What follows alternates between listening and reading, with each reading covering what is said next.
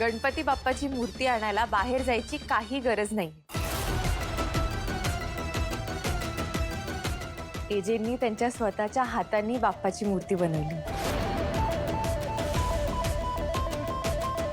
त्यामुळे आता ह्याच मूर्तीची आपण सगळे प्रतिष्ठापना करूया.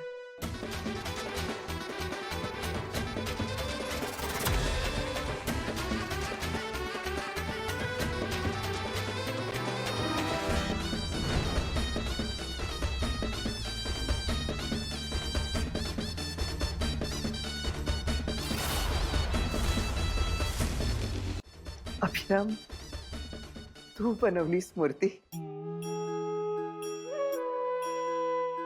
होय. नीलानी हट्ट केला आणि मी नाही म्हणू शकलो नाही. आणि बहुतेक हीच श्रींची पण इच्छा होती आहे.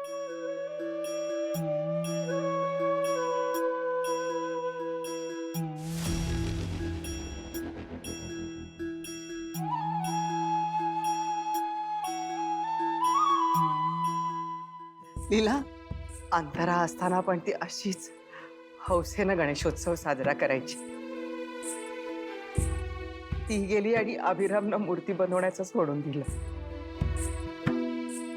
जणू गणेशोत्सवाकडे पाठच फिरवली त्याला. पण आज तू माझ्या अभिरामला परत आणलं.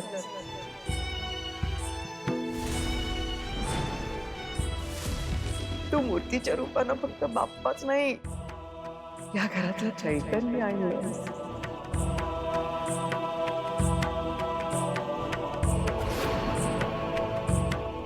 या घराच्या सुखाची आनंदाची ही नांदीच आहे जणू.